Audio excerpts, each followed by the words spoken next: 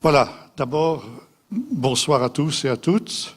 C'est à nouveau un grand plaisir d'être pour la 11e fois, comme l'a dit notre frère tout à l'heure, au milieu de vous. Et ce soir, comme l'a dit aussi Bernard il y a un instant, nous avons à traiter un sujet très particulier qui, à première vue, pourrait sembler ne pas tellement avoir de relation avec ce qui est en principe les thèmes de ces séminaires, à savoir ce qui tourne autour d'Israël. Mais nous allons voir qu'en réalité, cette question de la création, nous allons l'envisager en grande partie aussi au travers d'une tradition juive qui rejoint exactement aujourd'hui ce que la science moderne est en train de redécouvrir à ce sujet. Donc ici, la création, le récit biblique de la création, face aux découvertes de la science moderne. C'est un sujet difficile et peut-être que tout le monde ne sera pas forcément capable de suivre tous les raisonnements qui sont les miens, mais ne vous inquiétez pas, si vous ne comprenez pas tout, je pense que vous arriverez quand même à comprendre les conclusions et c'est finalement ça l'essentiel. C'est aussi un sujet extrêmement important dans le temps dans lequel nous vivons. C'est pourquoi finalement, avec Bernard tout à l'heure, nous avons décidé de le traiter. Je voudrais à ce sujet citer la parole de celui que l'ancien président des États-Unis, Ronald Reagan, appelait au XXe siècle le plus grand spécialiste biblique, le plus grand érudit biblique de cette génération, qui était le professeur Francis Schaeffer. Francis Schaeffer, quelque temps avant sa mort, parmi les nombreux livres qu'il a écrits, en a écrit un qui s'appelait The Great Evangelical Disaster, ce qui se traduit en français par le grand désastre évangélique. Ce livre n'a pas été traduit en français pour cause. C'est un des rares qui n'a pas été traduit en français. Et dans ce livre, qui était en quelque sorte son testament spirituel, Francis Schaeffer mettait en garde le monde évangélique en disant que pendant le XXIe siècle qu'allait commencer, le point central du combat des évangéliques concernerait les 11 premiers chapitres de la Genèse. Que c'était sur ces 11 premiers chapitres que Satan allait porter pendant le XXIe siècle l'essentiel de son attaque. Et que ces 11 premiers chapitres étaient la pierre fondamentale sur laquelle s'établissait l'ensemble de la révélation biblique. De sorte que si l'on touchait à ces chapitres-là, eh bien, c'était tout l'édifice de la parole de Dieu qui s'effondrait comme un château de cartes. Il y avait aussi un autre grand spécialiste de la Bible avec lequel j'ai eu l'occasion de m'entretenir il y a de nombreuses années, c'est le professeur Israël Eldad, qui lui aussi était considéré dans tout le monde entier comme un des plus grands spécialistes de la Bible de son temps. Et au cours de l'entretien, le professeur Eldad m'a posé cette question: quel est pour toi le verset le plus important de la Bible ? Alors j'étais un peu embarrassé pour répondre parce que finalement il y a beaucoup de versets qui sont très importants pour moi. Et finalement il m'a dit ceci: c'est le premier verset de la Bible. Au commencement, Dieu créa le ciel et la terre. Et là justement il rejoignait ce que disait Francis Schaeffer, l'importance de ces récits qui sont la base de toute la révélation biblique. Parce que si il n'y a pas eu ces réalités, et notamment la création parfaite de Dieu au commencement, qui a été corrompue par l'adversaire, par Satan, et si ces choses-là sont des mythes, des légendes, des réalités qu'il ne faut pas prendre à la lettre, alors ça veut dire que la rédemption qui est en Jésus est nulle et non avenue. Autrement dit, c'est tout l'édifice de la Bible qui s'effondre comme un château de cartes. Or, Francis Schaeffer avait vu juste. Et l'on constate aujourd'hui que, y compris dans le milieu évangélique, règne sur ces premiers chapitres de la Bible une énorme confusion. Nous aurons l'occasion d'y revenir quand nous parlerons demain des origines de la vie, mais aujourd'hui, nombre de chrétiens et même de pasteurs évangéliques qui sont ébranlés par les conclusions d'une science athée, d'une science matérialiste, d'une science anti-Dieu et j'oserais dire antichristique, eh bien, sont en train de faire des concessions à ces modes scientifiques ou pseudo-scientifiques de ce temps. Et nombre de chrétiens sont ébranlés, et même dans les églises, on annonce ces choses. Beaucoup aujourd'hui de jeunes étudient et évidemment sont en contact avec cette science athée. Et finalement, dans le monde moderne, il y a cette idée de base qui remonte finalement à l'affaire de Galilée, qu'il y a une opposition irréductible et une incompatibilité totale entre la science et la foi. Que autant la science est une réalité exacte qui nous permet de connaître la vérité avec un grand V, autant la foi n'est qu'un ensemble d'opinions parfaitement subjectives, absolument incompatibles et contredites par les données de la science, et par conséquent ne sont l'apanage que des faibles, que des ignorants, que des gens qui sont finalement sans véritable connaissance. Cette opinion, j'espère qu'à la fin de ce séminaire, vous vous rendrez compte qu'elle est absolument fausse. Et là aussi, je voudrais citer encore un autre grand spécialiste de ces choses. C'était le professeur Moon, qui, c'est rien à voir avec le Moon, le plus célèbre fondateur de la secte, comment ça s'appelait, bon, peu importe, on en a entendu parler. C'était le fondateur de l'Institut Moody des sciences à Chicago. Et le professeur Moon a passé l'essentiel de son existence à étudier ce qu'il appelait les deux livres de Dieu, c'est-à-dire la Bible et aussi la nature. Et au bout de dizaines et de dizaines d'années d'études dans tous les différents domaines de la science, il a eu cette conclusion. Quand on prend ces deux livres de Dieu, le livre de la nature et la Bible, et qu'on les compare sans faire des hypothèses ou sur l'un et sur l'autre, mais si on s'en tient simplement aux faits, on constate qu'il y a entre ces deux livres une harmonie totale. Et c'est justement ce que je voudrais essayer de vous démontrer brièvement pendant ce temps. Nous allons faire, si vous le voulez, plusieurs lectures dans la parole du Seigneur à ce sujet-là. D'abord, évidemment, on ne peut pas faire l'abstraction de ce premier chapitre, ce premier verset de la Bible dans la Genèse au chapitre 1, verset 1er, texte que vous connaissez, j'imagine, par cœur. Au commencement, Dieu créa le ciel et la terre. Voilà. Ce verset qui, comme le disait le professeur Eldad, est finalement le plus important de toute la Bible. Je voudrais en lire maintenant un autre texte dans l'évangile de Jean, au chapitre 1er et au verset 1er. Il reprend grosso modo ce texte du premier verset de la Genèse. Au commencement était la parole, et la parole était avec Dieu, et la parole était Dieu. Elle était au commencement avec Dieu, tout ce qui a été fait par elle, tout a été fait par elle, et rien de ce qui a été fait n'a été fait sans elle. En elle était la vie, et la vie était la lumière des hommes.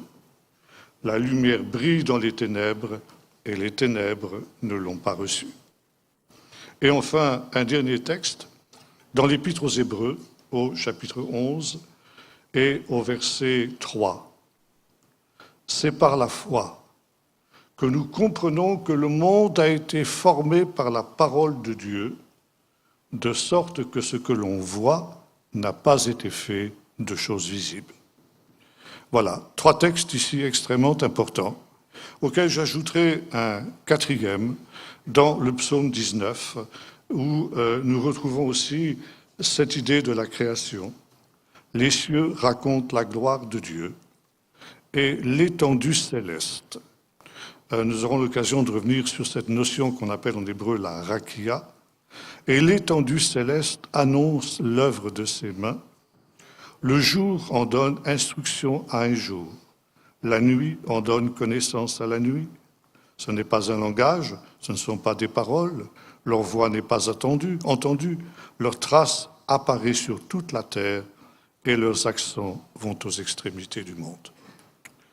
Voilà, ici, nous sommes au cœur de ce mystère de l'univers. Et nous allons ce soir commencer par ouvrir un de ces deux livres dont parlait le professeur Moon, le livre de la nature. Faisons ici ce que le psalmiste a effectué, regarder la nature, regarder l'univers. Quand je contemple le ciel, ouvrage de tes mains, et la terre et tout ce que tu as fait, et qu'est-ce que l'homme pour que tu te souviennes de lui, et que le Fils de l'homme pour que tu prêtes garde à lui? Alors nous allons regarder la nature. Nous allons regarder d'abord, finalement, ce que les savants modernes veulent réduire tout simplement à quelque chose de mécanique, finalement ce qu'on appelle le matérialisme, la matière. Qu'est-ce que l'univers? Il y a une première question qui se pose, qui n'est peut-être pas toujours évidente. Pourquoi y a-t-il quelque chose plutôt que rien? Quand nous regardons le ciel, eh bien effectivement, là, le ciel nous parle de la gloire de Dieu. Et depuis très longtemps, les hommes se sont posé cette question.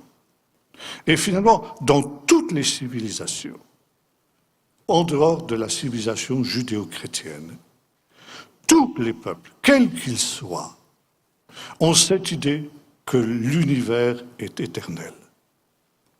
Il peut varier, il peut évoluer, il peut connaître des grands bouleversements, des catastrophes, mais la matière, l'univers a toujours existé.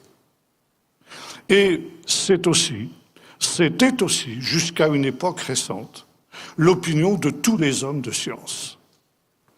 Cette certitude qui s'inscrivait en opposition à ce que la Bible enseigne, eh bien, était professée par les savants précisément pour s'opposer à ce que la Bible enseigne.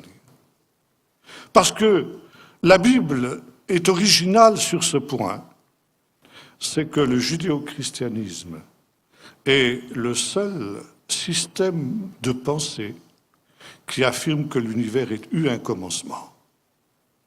Et ça, c'est la grande différence entre le monothéisme et le paganisme. Pour les païens, encore une fois, l'univers est éternel. Pour la Bible, il a eu un commencement. Au commencement, Dieu. Et il a fallu donc attendre au siècle dernier, les années 65. Déjà, Einstein avait été amené à remettre quelque peu en doute cette certitude des savants que l'univers était éternel. Et notamment, la fameuse équation que tout le monde connaît, E égale mc2, l'avait amené à se poser la question de savoir si finalement l'univers était aussi éternel qu'on le disait. Et finalement, ces recherches lui montraient qu'il n'en était pas ainsi. L'univers avait bel et bien eu un commencement. Mais par crainte de l'opposition de ses collègues, il n'avait pas osé l'affirmer. Et cette idée était en cours dans la communauté des savants, et un de ces savants qui s'opposait à cette idée que l'univers avait eu un commencement, donc il y avait une création, et s'il y a une création, il y a bien évidemment un créateur, eh bien, s'est moqué en disant « Alors il y aurait eu au commencement un Big Bang, une grande explosion. » Et cette expression, le Big Bang, est devenue maintenant non pas un objet de dérision, mais une certitude irréfutable dans tout le monde savant. Qu'est-ce qui s'est passé? Eh bien, en 1965, une sonde spatiale, on appelle la sonde Hubbard, a été envoyée dans l'espace. Et là, dans l'espace, on est dans une situation où la température atteint ce que l'on appelle le zéro absolu. Le zéro absolu, c'est moins 273 degrés par rapport au zéro actuel que nous considérons comme le point zéro.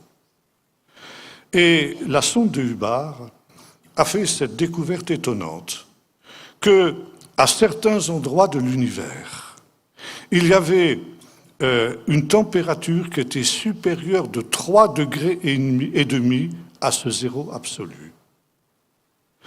Ça veut dire qu'il y avait là les restes d'un rayonnement fossile qui datait de milliards et de milliards d'années. Ça, je reviendrai tout à l'heure sur ce problème, la question des 6 jours, ne vous affolez pas.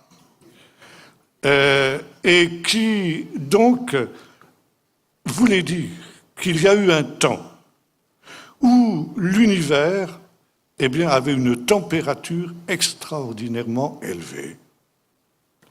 Et l'univers s'est petit à petit refroidi, jusqu'à arriver maintenant à cette situation où la majorité de l'univers est plongée dans ce zéro absolu, et où, par conséquent, eh bien, il n'y a plus maintenant que les traces fossiles de ce rayonnement primitif. Et là, on avait la preuve irréfutable de l'existence de ce que maintenant tous les savants appellent le Big Bang, c'est-à-dire le moment zéro de l'univers. Et toute cette théorie païenne que j'évoquais tout à l'heure, à savoir que l'univers matériel a toujours existé, et aujourd'hui est absolument intenable au point de vue purement scientifique. Alors on a essayé d'expliquer que c'était quelque chose de cyclique. L'univers était créé, puis il implosait, et puis il était recréé à nouveau, etc. Bon, on sait aujourd'hui que c'est impossible. Alors, pourquoi? Tout simplement, parce que l'univers n'a pas assez de matière, d'ailleurs, pour imploser. Deuxièmement, les étoiles, l'univers est en expansion, on aura l'occasion de le revoir. Par conséquent, il est impossible qu'il revienne sur lui-même, il continuera à s'étendre à l'infini, à moins que quelque chose de surnaturel n'intervienne pour y mettre fin. Et c'est ce que la Bible nous dit. Psaume 102, « Les cieux seront roulés comme un livre. Ils disparaîtront, mais toi, tu subsisteras. Mais pour qu'il en soit ainsi, il faudra un phénomène qui n'existe pas aujourd'hui dans l'univers. » Par conséquent, on sait que l'univers a eu un commencement. Au commencement, Dieu. Dieu créa le ciel et la terre. Ça veut dire, non pas, c'est intéressant de noter ce que nous dit le récit de la Genèse, parce que la terre en tant que telle n'est créée dans le premier chapitre de la Bible que le 3e jour. Comment, donc, le premier verset nous dit-il, au commencement, Dieu créa le ciel et la terre? Eh bien, tout simplement, parce que cela veut dire que Dieu crée des éléments dès le commencement, à partir desquels la terre va pouvoir être créée. Il y a un processus évolutif. Dieu ne crée pas en un seul instant, mais sur une durée qui va se prolonger un certain temps, jusqu'à ce que la terre soit parfaitement formée. Donc ici, déjà, il y a quelque chose de très intéressant, et nous allons maintenant en tirer des conclusions. Au commencement, Dieu. Et déjà, les sages d'Israël nous ont dit quelque chose de très intéressant. avant de connaître toutes les théories que j'ai évoquées, que ce soit les théories d'Einstein, que ce soit les résultats de cette sonde de Hubbard, n'est-ce pas? Ils nous ont dit, eh bien, il y a eu un temps où il n'y avait rien et où il n'y avait pas ni espace ni temps. Alors évidemment, pour nous qui vivons dans l'espace et dans le temps, c'est avec notre petit cerveau humain limité, difficilement concevable. Un instant avant l'instant zéro, où le temps et l'espace n'existaient pas. Et les théologiens appellent cette création ex nihilo, ça veut dire création à partir de rien. Il n'y avait rien. Si, il n'y avait que Dieu. Mais voyez-vous, Dieu était en dehors de l'espace et Dieu était en dehors du temps. Nous ne pouvons pas le concevoir, ça nous dépasse, ce sont des mystères qui nous dépassent. Et voyez-vous, quand nous étudions justement ce mystère de la création, et aujourd'hui les savants sont arrivés à cette conclusion, qu'il y aura toute une part de ce mystère que nous ne connaîtrons jamais par la science. Jamais la science ne pourra mettre en évidence tous les mystères de la création, parce qu'il y a des murs auxquels la science se heurte, au-delà desquels elle ne peut pas aller. Donc, un instant zéro où il n'y avait rien. Et soudain, je ne dirais même pas une fraction de seconde, parce que ça n'existait pas, eh bien, un formidable éclair de lumière. Et voyez-vous ici, nous rejoignons exactement ce que nous dit le récit de la création. Il nous est dit, la Terre, Olam, c'est l'univers, était tohu vavohu, on dit en hébreu, d'où le mot tohu bohu en français. Alors on traduit par informé vide, ou encore chaotique, encore que les savants ont découvert que ce qui est un chaos pour nous ne l'est pas forcément, et que finalement il n'y a pas de hasard dans l'univers. Déjà Einstein avait dit ça. Il avait dit Dieu ne joue pas au dé. Et même dans le chaos, il y a un ordre, parce que Dieu est un Dieu d'ordre. Et le chaos, c'est quelque chose aussi qui appartient à cet univers que Dieu crée. Mais l'univers était sans dessus-dessous. Et il n'y avait pas, comment dirais-je, de sens. Il y avait des ténèbres à la surface de l'abîme et l'Esprit de l'Éternel planait au-dessus des eaux. Et Dieu dit qu'il y ait de la lumière. Et à l'instant même, il y a de la lumière. Et voyez-vous, la Bible nous dit exactement ce que les savants modernes nous disent. C'est que la première création, la première créature qui est apparue dans l'univers, c'est la lumière. Et la lumière est quelque chose de très particulier. C'est un savant français du siècle dernier qui s'appelait Louis de Broglie, qui a étudié justement ce qu'est la lumière.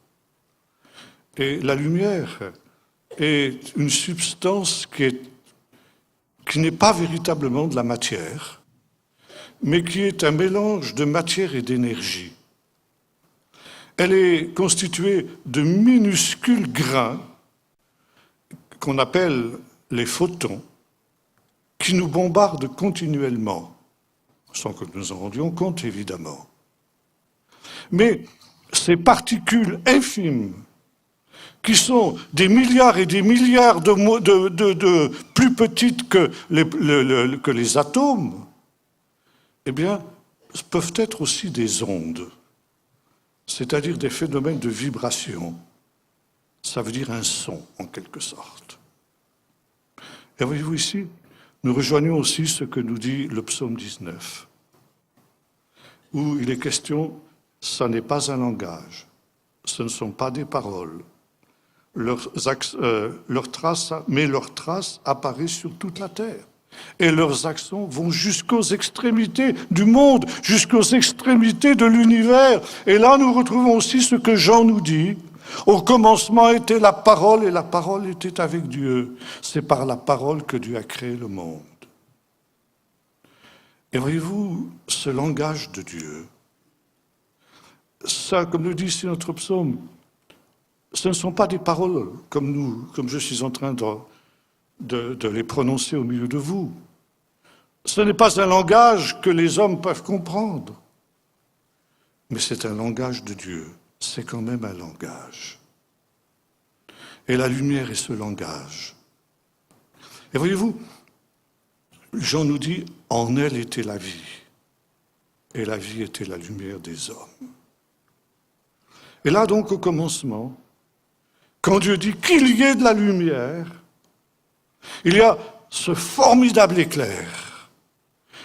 Nous ne pouvons pas avoir une imagination de ce que pouvait être cet éclair. Une puissance phénoménale, une température inimaginable. Et dans cet instant zéro sont les deux choses, l'espace, mais aussi le temps. Le temps a commencé à ce moment-là, l'instant zéro du temps. Pourquoi? Parce que justement, les particules qui vont naître ensuite de la condensation de la lumière, eh bien, sont séparées par des distances très fines. Et là aussi, je vais prendre un exemple. Prenons par exemple ici cet objet. Vous le voyez, je ne peux pas passer mon doigt au travers, hein. C'est pas possible. Ou il faudrait que je le perce. Là aussi, je ne peux pas passer mon doigt au travers. On a l'impression que c'est quelque chose d'uni.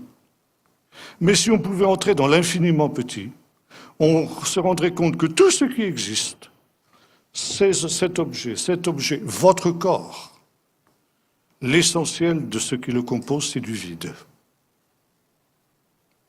Et que vous avez des particules infimes qui sont rattachées les unes aux autres par des forces électriques et qui sont en relation les unes avec les autres par des vibrations. Et plus les vibrations sont longues, plus le temps s'écoule. Le temps est le résultat de ces vibrations. Donc, quand l'univers est créé au commencement, quand apparaît la lumière, le temps apparaît aussi. Et on sort, autrement dit, de ce qu'était auparavant l'éternité.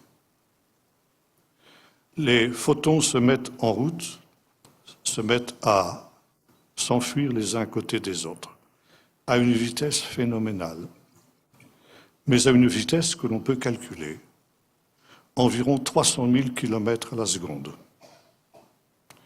Et là, vous avez un phénomène tout à fait intéressant, comme le dit ici le psalmiste. Quand je regarde le ciel, ouvrage de tes mains, la lune et les étoiles que tu as créées. Quand vous regardez la lune, un beau soir de lune, eh bien, vous voyez la lune telle qu'elle est 2 secondes après que la lumière ait quitté et ait atteint vos yeux. Ça veut dire que entre vous et la lumière a mis 2 secondes pour vous atteindre. Si vous regardez le soleil, c'est 8 minutes. Quand vous regardez le soleil, vous le voyez tel qu'il était 8 minutes avant que vous tourniez vos yeux vers lui. Et si vous regardez des étoiles, alors là, ce sont des milliards et des milliards d'années. Vous voyez des étoiles, certaines qui n'existent plus aujourd'hui, qui ont explosé, qui sont mortes il y a des millions d'années, mais vous voyez encore leur lumière, vous voyez encore leur image, parce que la lumière n'a pas fini de vous atteindre. Elle met des milliards d'années pour vous atteindre, cette lumière. C'est difficilement concevable, évidemment, avec nos cerveaux humains, mais c'est justement les mystères de la création de Dieu. Et donc la lumière est créée au commencement. Au commencement, il n'y a ni étoile, ni lune, ni soleil, simplement cette lumière. Et cette lumière, eh bien, dans cet instant zéro, le ciel et la terre existent déjà. Tout ce qui existe aujourd'hui, ces étoiles les plus lointaines, existent déjà parce que là, il y a un plan. Il y a un plan qui va se dérouler.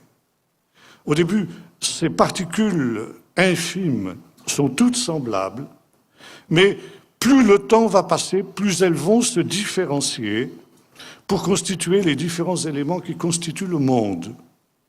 Et la question est la suivante, mais qu'est-ce qui va leur faire en sorte qu'elles vont se différencier et qu'elles vont se transformer les unes dans des étoiles, les autres dans des planètes, les autres dans des corps humains ou dans des plantes animales, etc. Qu'est-ce qui fait ça? Il y a un plan. Ça veut dire qu'il y a une formidable intelligence qui a tout planifié d'avance. Et finalement, c'est ce qui a été planifié dans cette intelligence-là qui va se dérouler dans le temps pour donner naissance justement à tout cet univers extrêmement diversifié qu'est le nôtre. Et voyez-vous, ça nous amène à cette conclusion, que vous et moi, nous existions déjà il y a des milliards d'années à l'instant zéro quand a eu lieu cette explosion de lumière. Nous existions dans la pensée du Créateur. Et comme le dira David dans un psaume, « Seigneur, avant même que j'ai été créé, que j'ai été formé dans le sein de ma mère, était inscrit sur ton livre tous les jours qui m'étaient réservés avant même qu'aucun d'eux n'existe. » Et David, à cette réflexion, dit que tes pensées sont grandes, que ta sagesse est profonde. L'homme stupide n'y connaît rien et l'insensé n'y prend pas garde. Voyez-vous, à cet instant zéro de la création, tout existait déjà dans le plan de Dieu. Tout ce qui est et tout ce qui sera jusqu'à la fin. Ça veut dire que déjà, il y a aussi une manifestation d'une autre réalité qui est l'amour de Dieu. Et les sages d'Israël nous disent ceci, la création du monde est un acte d'amour de la part de Dieu. Dieu a aimé ses créatures avant même qu'elles existent. Et c'est pour elles, pour ces créatures-là, qu'il a créé ce monde merveilleux que nous pouvons voir aujourd'hui autour de nous. Nous étions le but ultime de cette création, même si, comme le dira le psalmiste, quand je regarde ces milliards d'étoiles, l'œuvre de tes mains, je me dis, qu'est-ce que l'homme pour que tu te souviennes de lui, et le Fils de l'homme pour que tu prennes garde à lui. Mais voyez-vous, ce minuscule grain de poussière que nous sommes dans l'univers, c'est pour ce grain de poussière-là, ces grains de poussière que nous sommes, que Dieu a créé toutes choses. Et donc, ça, c'est quelque chose de tout à fait important. Maintenant, je passe très vite, là, je ne veux pas vous faire un cours de physique, mais disons, cette lumière qui était au commencement, c'est ensuite est née une force qui est une des forces essentielles de la nature, qui est la force de la gravitation. Ça veut dire les corps s'attirent les uns les autres.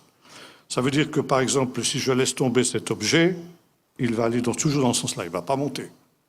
Pourquoi? Parce qu'il y a ici une force qu'on appelle la force de la gravitation qui l'amène à tomber. Donc les corps s'attirent les uns les autres. Ça aussi, ça a une attirance.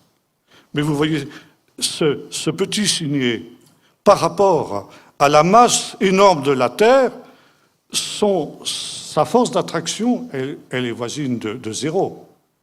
Donc c'est elle qui va être attirée par la Terre, et non pas la Terre qui va être attirée par mon signet. Vous comprenez ça? C'est très simple. Bien. Et cette force de la gravitation va faire qu'il va naître dans cet univers primitif une force d'attraction formidable. Et aujourd'hui, on a découvert dans l'univers ce que l'on appelle des trous noirs, c'est-à-dire des endroits de l'univers où cette force d'attraction est absolument extraordinaire et que tout ce qui passe à proximité de ce trou noir est automatiquement englouti, absorbé, digéré par ce trou noir. Si vous vous approchiez d'un trou noir, vous seriez en un instant décomposé.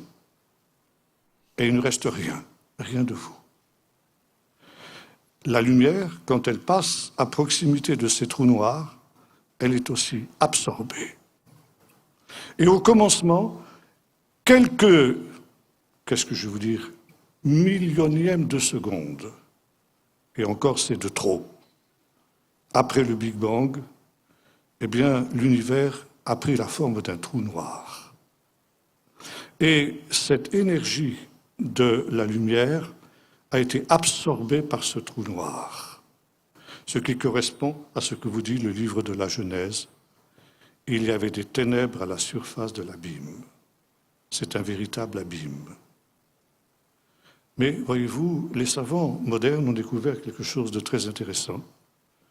C'est que quand les trous noirs ont absorbé tout ce qui passe à leur portée, si j'ose dire, eh bien, il reste quand même une information, le souvenir de ce qui a été absorbé. Tout n'est pas anéanti.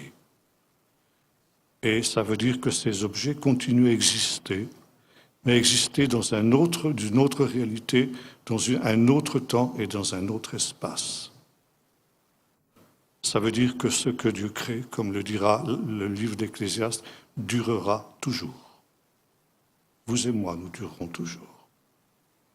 Et quand notre corps sera détruit, eh bien, nous continuerons d'exister dans une autre réalité et dans un autre univers. C'est ce que la Bible nous dit, mais c'est aussi ce que la science moderne nous dit. Et voyez-vous, nous sommes arrivés maintenant à une situation où la science et la foi, qui, il y a un siècle et demi, étaient considérées, comme je l'ai dit tout à l'heure, comme parfaitement antagonistes, aujourd'hui sont en train de se rejoindre et finalement se confirment l'une l'autre. La Bible, comme le disait le professeur Moon, eh bien, est parfaitement cohérente avec une véritable science, et à condition qu'on ne s'en tienne pas aux hypothèses. Maintenant, je voudrais revenir un petit peu sur une découverte absolument extraordinaire qui date déjà de plusieurs dizaines d'années et qui a été une véritable révolution en physique. Jusqu'à Louis de Broglie, dont je parlais tout à l'heure, début du siècle dernier, on considérait l'univers comme une vaste mécanique. Et on avait une vision matérialiste de l'univers.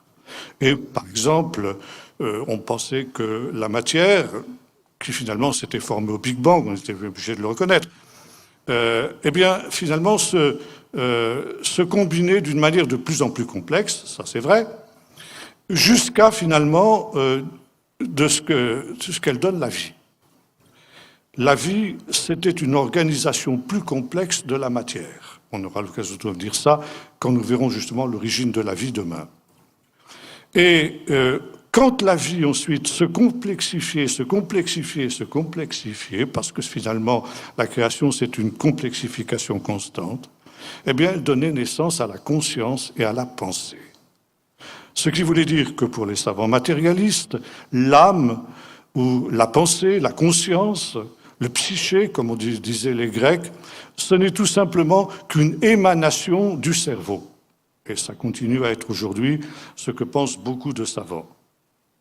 Ça veut dire que, de la même manière que le foie produit la bile, que le pancréas produit de l'insuline, etc., de la même manière, le cerveau produit la pensée. Donc, si le cerveau disparaît, par exemple, quand la mort intervient, eh bien, la conscience et la pensée disparaissent.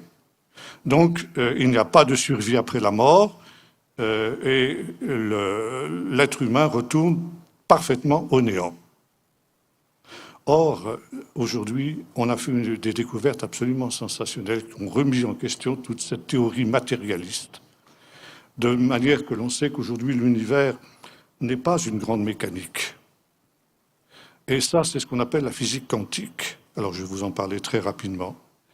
Vous savez, j'ai dit tout à l'heure que finalement, tout ce qui existe est composé de particules infimes que déjà les Grecs appelaient des atomes. Atomos, en grec, ça veut dire quelque chose qui est la plus petite quantité de matière à laquelle on puisse penser.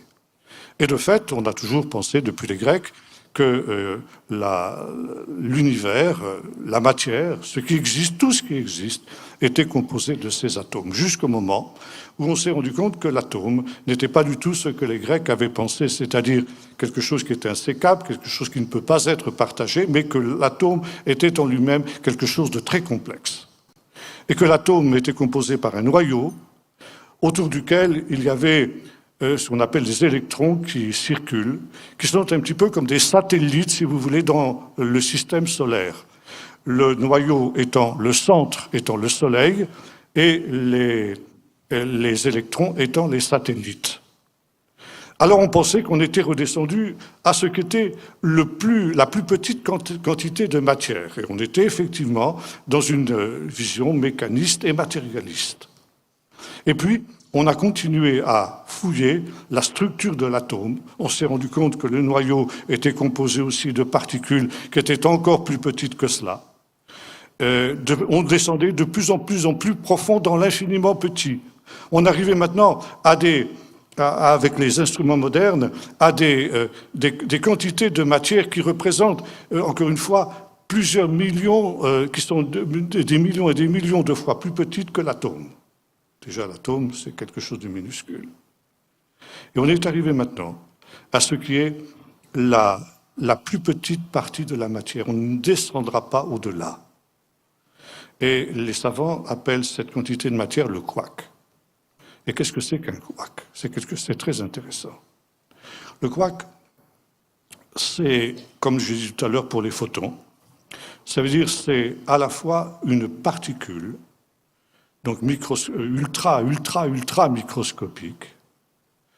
Et chose intéressante, quand on observe cette particule-là, eh bien, tout se passe comme si cette particule savait qu'on la regardait. Et elle change d'aspect en fonction de ceux qui la regardent. Et non seulement cela, elle se transforme, elle peut disparaître et devenir une vibration. On a fait des expériences aussi, c'est au niveau des photons, c'est finalement des particules qui se ressemblent. Dans une pièce noire, on bombarde un écran avec deux fentes par lesquelles les photons vont pouvoir passer.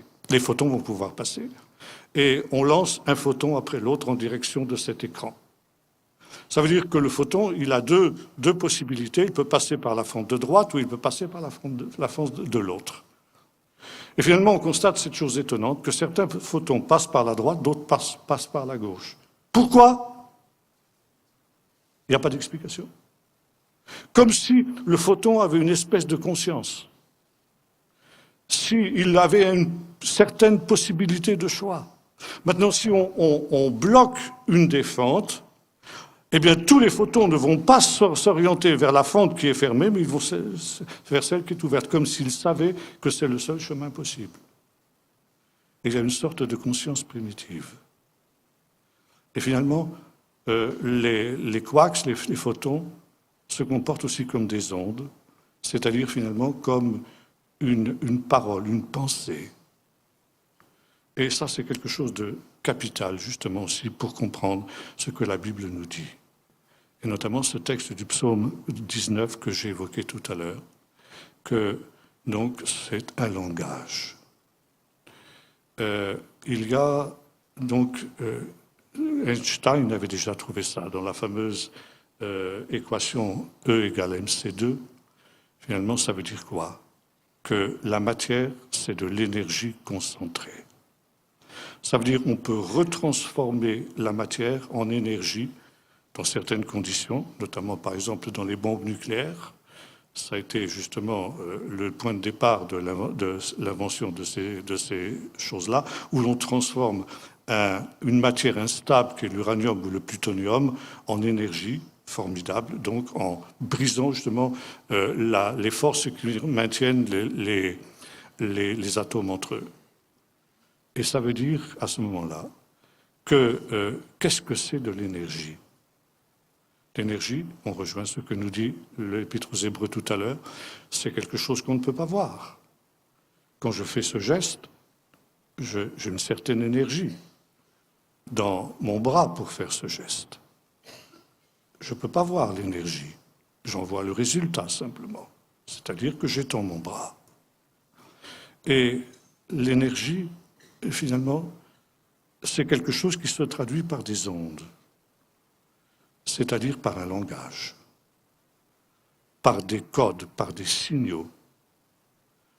Et nous retrouvons ce que Jean nous dit, au commencement était la parole était Dieu, et la parole était avec Dieu, et tout ce qui a été créé dans l'univers a été créé par la parole. Et on peut même aller plus loin aujourd'hui, dire tout l'univers est une parole de Dieu. Et voyez-vous, on est arrivé ici à par la physique quantique, à cette idée que l'univers n'est pas une grande machine, comme l'avaient pensé les savants matérialistes, mais c'est une pensée. Et c'est une pensée constante, parce qu'il faut sans cesse que cette énergie soit renouvelée de l'extérieur. Ça, c'est ce qu'on appelle la deuxième loi de la thermodynamique. Ça veut dire qu'un système clos, il va retourner au néant, il va retourner au chaos s'il n'est pas alimenté de l'extérieur par une autre source d'énergie. Et ça veut dire, encore une fois, ici, que l'univers a été créé par une pensée, et c'est une pensée. Ce n'est pas du tout ce que vous voyez. C'est une parole, c'est une information. Et cette parole, c'est la parole de Dieu qui est sans cesse renouvelée. Le psaume 104 nous dit cela aussi. Tu envoies ton souffle, l'esprit, c'est aussi ce qui donne naissance à la parole, et ils sont créés, et tu renouvelles la surface de la terre. Et les sages d'Israël ont dit, eh bien, tous les jours, par cette parole, Dieu renouvelle l'œuvre de la création. Le psalmiste dira, eh bien, c'est par ta parole que tout existe, et c'est ta parole que tout subsiste. Non seulement la parole de Dieu est créatrice, mais elle maintient l'univers dans ce qu'il doit être, pour qu'il reste ce tour harmonieux et qu'il ne s'effondre pas sur lui-même. Alors, voyez-vous ici, cet univers, encore une fois, ça, je crois que c'est la chose importante à retenir. Vous n'avez peut-être pas tous compris ma démonstration. J'ai essayé de la faire la plus simple possible. Mais en tout cas, la conclusion est celle-ci. L'univers, c'est la pensée de Dieu. C'est quelque chose qui a été pensé par Dieu et qui est une pensée, qui est un langage. Et un langage qui est compréhensible. Que nous, les hommes, et en particulier les savants qui travaillent sur ces questions, nous pouvons comprendre. Pourquoi ? Parce que nous sommes à l'image de Dieu, parce qu'à l'image de Dieu, nous pensons et nous parlons. Et parce que nous pensons et nous parlons, nous pouvons comprendre l'univers, parce que l'univers est une création de Dieu. Alors maintenant, nous allons encore essayer d'aller un petit pas plus loin et nous poser la question suivante. Alors, je voudrais peut-être, faire ici une petite illustration. J'avais un excellent ami qui, malheureusement, est décédé, et qui était un savant russe. Il s'appelait Dimitri Kuznetsov. Dimitri Kuznetsov était fils d'un héros de l'Union soviétique qui avait combattu pendant la Deuxième Guerre mondiale les nazis, et il était un communiste acharné. C'était un jeune homme plein disons, d'intelligence, et il avait même obtenu le prix Lénine de biochimie moléculaire. Il travaillait sur les cellules, c'est-à-dire les parties du vivant, les êtres vivants les plus petits qui soient, qu'on ne peut pas voir si ce n'est avec des microscopes. Et bien entendu, comme tous les communistes de cette époque-là, il était athée. C'était au moment du régime soviétique. Et il avait, à l'université de Moscou, où il travaillait, il avait un ami qui était astronome, qui travaillait dans l'astrophysique. Ça veut dire qu'il essayait de capter les signaux de l'univers qui viennent des étoiles.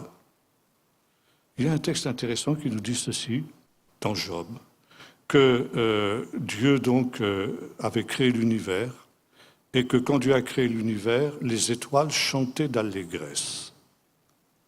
Et l'on sait aujourd'hui que les étoiles parlent. Encore une fois, ce n'est pas un langage, ce ne sont pas des mots, elles émettent des sons qui peuvent être captés justement par des radiotélescopes. Et donc, il y a toutes sortes de signaux sonores dans l'espace. Et cet ami de Dimitri passait son temps à essayer, c'était très à la mode en Union soviétique à cette période-là, il essayait de capter les signaux des extraterrestres. Bon, je ne crois pas aux extraterrestres, on aura l'occasion d'en parler, pour moi ça n'existe pas. Mais enfin, disons, c'était ce qu'il faisait. Et Dimitri se fichait de lui, il disait, parmi tous ces signaux qui viennent de l'espace, ces sons qui sont produits par les étoiles, quand est-ce que tu sauras que tu as affaire à des êtres intelligents? Alors Dimitri, cet ami lui répondit, mais quand j'aurai des signaux symétriques? Ça fait tilt pour mon ami. Des signaux symétriques? Mais il dit, moi je passe mon temps avec des signaux symétriques dans mes cellules, dans mes animaux unicellulaires. Et savez-vous que une cellule ultramicroscopique, une cellule de votre corps, par exemple, faites ce geste, grattez l'intérieur de votre bouche et regardez, vous avez toutes sortes de petites traces blanches, ce sont vos cellules. C'est ultramicroscopique. Si vous regardez sur le microscope, cette cellule, elle est d'une complexité incroyable. Il y a dans cette cellule des milliers et des milliers de signaux, d'informations, de messages qui sont codés dans cette seule cellule, et votre corps a des milliards et des milliards de cellules. Comprenez ce que disait David, je te loue Seigneur de ce que je suis une créature si merveilleuse. Et Dimitri a dit, mais c'est cette information qui se trouve cachée dans ces cellules. Ben forcément, c'est le reflet d'une intelligence. Ça ne peut pas s'être fait tout seul quand même. Et par conséquent, il dit, mais c'est qu'il doit y avoir un Dieu. Et l'athée qu'il était est devenu croyant en Dieu. C'est alors qu'il s'est posé une question. Il a dit, oui, mais ce Dieu, qu'est-ce qu'il est? Est-ce qu'il me connaît? Est-ce qu'il s'intéresse à moi? Est-ce qu'il a un message, puisqu'il a codé des messages dans mes cellules? Est-ce qu'il a quelque chose de particulier à me dire, ce Dieu-là? Et ça, toute sa science ne pouvait pas y répondre. Et c'est alors qu'il s'est souvenu qu'il y avait des gens un peu bizarres, un peu arriérés qu'on appelait les chrétiens, qui avaient un vieux livre tout aussi arriéré qu'on appelait la Bible. Mais il s'est dit peut-être qu'après tout, dans ce livre, il y aurait malgré tout des choses intéressantes. La Bible était interdite en Union soviétique à cette période-là. Alors, il s'est souvenu qu'il y avait une église qui était autorisée par le gouvernement de l'époque, une église baptiste. Et un dimanche matin, il s'y est rendu. Et de fait, il a vu ici quelques vieilles dames, des babouchkas, comme on appelle en russe, qui avaient des vieilles Bibles. Et à la fin de la réunion, il s'est approché d'une de ces vieilles femmes, lui a dit, est-ce que tu accepterais de me prêter ta Bible pour une semaine? Alors, la dame lui a dit, oui, bien sûr. Et donc, il a pris la Bible, et pour la première fois, il a ouvert la Bible. Et il me disait, j'ai rien compris, rien. Et j'étais terriblement humilié, parce que je voyais cette vieille bonne femme, qui savait à peine lire et écrire, qui se délectait à lire sa Bible, et moi, pris Lénine de biochimie moléculaire, je ne comprenais pas un mot. Ça a été une humiliation terrible pour moi. Alors le dimanche suivant, j'ai ramené cette Bible à cette femme, à l'église, là-bas, je lui ai dit, écoute, je te rends ta Bible, mais je suis désolé, j'ai rien compris. Et la femme lui a dit, mais tu sais pourquoi tu n'as rien compris? Parce que tu as essayé de la lire avec ton intelligence. Je vais te la laisser encore une semaine. Mais avant de la lire, tu vas prier. Et tu vas dire, Seigneur, ouvre mon intelligence pour que je comprenne ta parole. Alors Dimitri est rentré chez lui, et il a fait ce que cette femme lui avait dit. Il dit, pour la première fois de ma vie, j'ai prié. Et j'ai prié à peu près comme ça, Seigneur, si tu existes, Seigneur, si tu m'entends, Seigneur, si tu as quelque chose à me dire, Seigneur, si ce livre est ta parole, eh bien, montre-le-moi, Amen. Et il s'est couché. Et le lendemain matin, il a pris sa Bible, il l'a ouverte au hasard.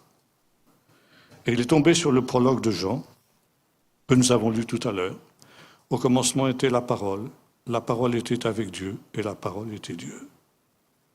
Et dans cette Bible, il y avait une note qui disait ceci, le mot logos en grec, qui est traduit par parole, peut aussi se traduire par information. Ah, il dit d'accord. L'information, mais je travaille sur l'information. Et c'est là que la Bible a commencé à lui parler. Et il est devenu véritablement chrétien.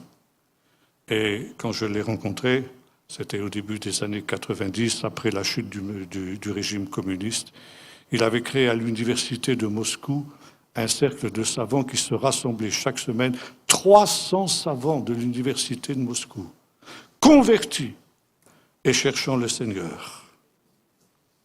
Et vraiment cherchant le Seigneur de tout leur cœur. Pour continuer là-dessus, je reviendrai demain. Une petite anecdote. Quand j'étais là-bas, à la fin d'une des réunions, une dame vient vers moi, parlait français. Je faisais des recherches, je ne sais plus trop sur quoi, peu importe. Elle m'a montré ses recherches, tout ça, bon, m'expliquer ce qu'elle faisait. Et puis, elle était tout contente. Je savais que le ministère de l'Éducation nationale russe vient d'accepter maintenant que l'on enseigne la création dans les écoles et dans les universités, parce que vous savez, ici, nous, après 70 ans de communisme, l'évolution, plus personne n'y croit. Hein. Et elle me dit, et vous, en France, et combien de temps que vous avez abandonné la doctrine, la théorie de l'évolution? Je dis, ma pauvre dame, mais la théorie de l'évolution, on est en plein dedans en France. Elle a levé les bras au ciel comme ça, elle dit, mais vous en êtes encore là. Il faut dire, pauvre demeuré, pauvre gens, vous croyez encore à des fables pareilles. Bon, je ferme la parenthèse, je reviendrai demain quand on parlera de l'évolution. Donc, voilà. Et donc, il y avait de l'information. Et nous arrivons maintenant à notre dernier point. Qu'est-ce qu'il y avait avant le Big Bang? Ah, avant cette grande explosion de lumière, d'où tout existe. Eh bien, justement, les savants maintenant sont arrivés à cette conclusion qu'il y avait de l'information. Qui dit information, dit intelligence. Dire qu'il y avait de l'information, ça veut dire qu'il y avait une super intelligence qui a programmé tout ce qui existe. Et encore une fois, qu'avant même l'instant zéro, tout ce qui devait exister depuis le commencement jusqu'à la fin existait dans cette super intelligence sous forme d'information. Un peu, si vous voulez, comme un super ordinateur, si vous voulez prendre les choses comme ça. Et à partir du moment où il est arrivé l'instant zéro, quand Dieu a dit que la lumière soit, eh bien, disons, ce programme qui se trouvait de toute éternité dans l'intelligence du Seigneur s'est déployé.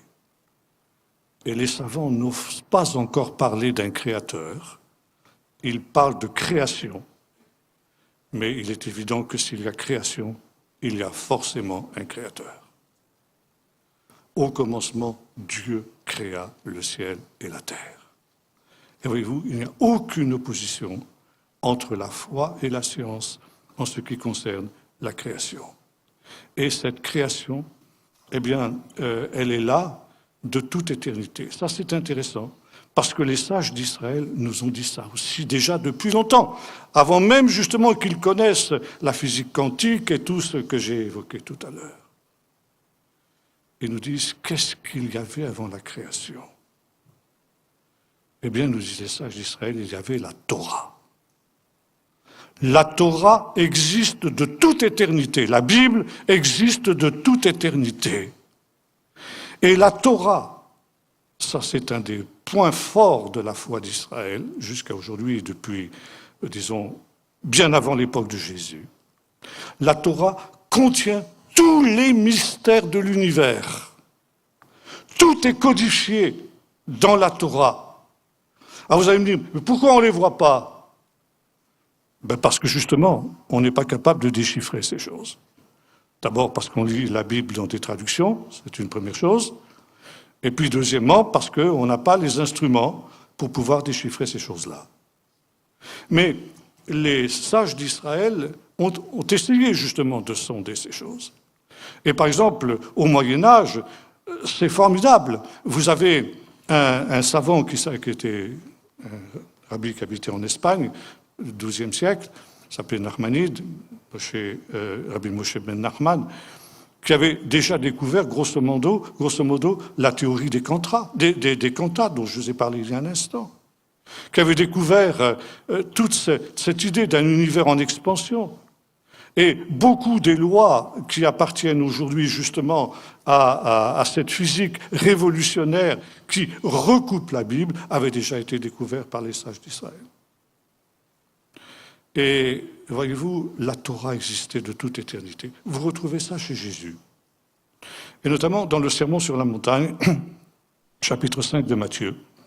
Jésus dit ceci, je vous le dis en vérité, aussi longtemps que le ciel et la terre subsisteront, il ne disparaîtra pas de toute la Torah un seul iota et un seul trait de lettre jusqu'à ce que tout soit accompli. Donc voyez-vous, ça veut dire la Torah a une dimension prophétique qui embrasse tous les temps, qui embrasse le passé, ça veut dire les mystères de la création, les prophéties qui s'accomplissent dans notre temps, dans l'histoire, et finalement ce qui s'accomplira au dernier jour. Et c'est pourquoi la Torah contient le monde entier. Et là, je vous citerai un autre, pratiquement un contemporain de Jésus, il fait un petit peu après lui, s'appelait Rabbi Ishmael, qui était un scribe. Vous savez qu'on ne lit la Bible dans la synagogue qu'à partir d'un texte qui est écrit à la main par des scribes professionnels, comme c'était le cas à l'époque de Jésus. Et donc, cette profession de scribe, jusqu'à nos jours, elle se transmet de père en fils. Et Rabbi Ishmael était scribe. Et quand il a senti sa mort prochaine, il a fait venir son fils qui devait lui succéder, il lui a donné ses instructions. Il dit, mon fils, sois très attentif, tu vas faire un travail très important, copier la Bible. Sois très soigneux, très méticuleux dans le travail que tu vas faire. Surtout, n'ajoute aucune lettre et n'en oublie aucune, car elles contiennent le ciel et la terre, elles contiennent le monde entier. Tous les mystères sont cachés dans la Torah. Et l'ange dit au prophète Daniel, qui ne comprenait pas la Torah, lui dit, seules ces choses, elles seront cachées jusqu'au temps de la fin. Mais au temps de la fin, la connaissance augmentera. Des hommes liront et ils comprendront ces choses. Les sages comprendront, mais aucun des insensés ne comprendra. Voyez-vous, tout était dans le plan de Dieu, dans ce que les savants appellent un temps imaginaire. Et quand on déchiffre ce que les savants appellent par temps imaginaire, on se rend compte que c'est tout simplement l'éternité. Un temps, j'aurai l'occasion d'y revenir demain, quand on va à la vitesse de la lumière, le temps s'arrête, on entre dans l'éternité. Et quand les étoiles, les galaxies atteignent la vitesse de la lumière, elles disparaissent des télescopes, elles entrent dans un autre monde, dans un autre univers et dans un autre temps, dans l'éternité. Alors voyez-vous, tout est conforme à ce que la Bible nous a enseigné. Bon, j'étais très rapide, il aurait fallu s'arrêter sur chacune de ces affirmations, c'est peut-être un peu trop complexe, mais je pense que vous avez compris ici, et c'est ce que je voulais que vous reteniez, c'est surtout ceci, ce que disait le professeur Moon, à savoir qu'entre la Bible et la foi, entre la Bible et la science, il n'y a aucune contradiction. Quand on s'en tient aux faits, et on n'émet pas des hypothèses. Et ce faisant, les premiers chapitres de la Bible sont entièrement fiables, sont absolument indiscutables. Et voyez-vous, cette mise en doute à laquelle on assiste dans nos milieux aujourd'hui sous l'influence d'une science athée, matérialiste, qui veut nier les évidences, et on vous cache des choses à ce niveau-là, eh bien, finalement, rejetez ces choses. Vous, les jeunes qui étudiez, dites-vous bien que tout ça, c'est, comme le disait Jean Rostand, des contes de fées pour grandes personnes, une religion athée à laquelle ces grands prêtres ne croient plus parce qu'eux, ils savent que ça ne tient pas la route. Alors que Dieu nous aide à reprendre appui sur sa parole. Ta parole est la vérité, disait le Seigneur, sanctifie-nous par ta vérité. Et la Bible reste toujours identique à elle-même et elle contient encore bien des mystères qui ne sont pas élucidés, mais qui continueront à l'être pour ceux auxquels le Seigneur révélera ces choses. Aucun des méchants ne comprendra, mais les hommes sages comprendront. Puissions-nous être du nombre de ces hommes sages qui, sans en comprendre tout, parce que nous ne comprendrons jamais tout, comprennent en tout cas, comme le disait le texte des Hébreux, c'est par la foi que nous savons que tout a été créé par la parole de Dieu, de sorte que ce que l'on voit n'a pas été fait de choses visibles. Et comme l'avons dit, c'est des choses qu'on ne voit pas, qui ne sont pas montées à l'oreille de l'homme, que ses yeux n'ont pas vues, mais que Dieu a préparées pour ceux qui l'aiment. Dieu nous les a révélées par l'Esprit, car l'Esprit sonde de tout, même les profondeurs de Dieu. Voilà, que Dieu vous bénisse. Demain, nous parlerons des 6 jours. Demain, nous parlerons du processus de la création de la terre. Et après-midi, nous parlerons de l'apparition de la vie et du problème de l'évolution. Et dans la soirée, je vous parlerai de la découverte de l'arche de Noé. On est à peu près sûr maintenant de l'avoir redécouverte. Voilà, nous allons terminer par la prière. Seigneur notre Dieu, nous sommes émerveillés, comme le psalmiste l'était, devant la grandeur de notre Créateur, de notre Dieu.